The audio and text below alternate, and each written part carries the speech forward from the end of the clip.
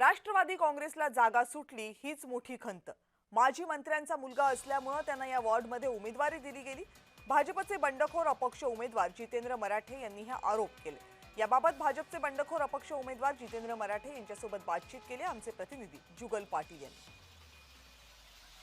माजी मंत्री गुलाबराव देवकर यांच्या मुलाला या ठिकाणी भाजपचे बंडखोर जितेंद्र मराठे यांनी आवाहन उभं केलं आहे। या संदर्भातलीच बातचीत करण्यासाठी आमच्या सोबत सुद्धा जितेंद्र मराठे आहेत। काय सांगणार भाऊ, ज्या भारतीय जनता पार्टीचं वर्षानुवर्ष या ठिकाणी तुम्ही काम करत होता, मात्र आपलं या ठिकाणी ही जागा राष्ट्रवादी अजित पवार पक्षाला देण्यात आल्यामुळे आपलं या ठिकाणी तिकीट कापण्यात आलं। एक मोठं आवाहन त्यांना तुम्ही उभं करता आहात, काय सांगाल? नमस्कार. या ठिकाणी मी एकच सांगेल की ज्या आम्ही भारतीय जनता पार्टी म्हणून गेल्या 2002-3 पासून ज्या आम्ही पक्षाचं काम करतो, त्या विचारधारेवर काम करत आलो। हे सगळं करत असताना ज्या वेळेला या ठिकाणी चारही उमेदवार मागच्या वेळेला भारतीय जनता पार्टीचे निवडून आले आणि आजची परिस्थिती पण तशीच होती की चारही उमेदवार भारतीय जनता पार्टीचे निवडून येतील, कारण की वेळोवेळी पक्षाचे अभियान असतील, पक्षाचे उपक्रम असतील, आम्ही घरोघरी कानाकोपऱ्यापर्यंत जाऊन करण्याचा आमचा मानस राहिला। इतकं सगळं करत असताना या ठिकाणी आपण आयती जागा त्यांच्यासाठी सोडायची आणि त्यांना या ठिकाणी राष्ट्रवादी काँग्रेस पक्षाच्या उमेदवाराला निवडून द्यायचं, हे जनमानसातनं आक्रोश असल्या कारणाने या ठिकाणी आम्ही अपक्ष उमेदवारी लढवित आहे। आम्ही राजकारणात पुढे यायचं नाही का? आम्ही समाजकारणात पुढे यायचं नाही का?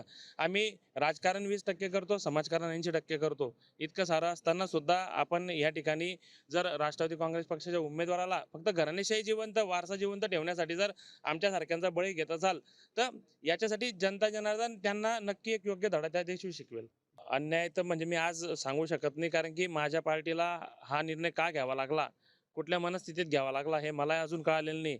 पण मी हे नक्की सांगेल की मी ज्या विचारांनी पूर्वीपासून काम करत आलो आहे, भविष्यातही मी त्याच विचारांनी माझं काम चालू ठेवेल आणि जनमानसामध्ये मी सतत नागरिकांच्या संपर्कामध्ये राहिलो। जनतेमध्ये तर याचा रोष आहेच आणि मी तर हे नक्की म्हणेल की आम्ही गिरीश महाजन वगैरे आमचे नेते असतील, मंगेश दादा, स्मिताताई, राजू मामा, आम्ही यांच्या तालमीत स्वर्गीय उदय बापू, स्वर्गीय हरिभाऊ जावळे यांच्या तालमीत आम्ही घडलेलो लोक आहेत। त्याच्यामुळे आम्हाला संघटना, त्याच्याबरोबर असलेले विचार, या सगळ्या गोष्टी आम्ही लक्षात घेऊनच सगळ्या गोष्टींना आम्ही सामोरं जात आलो।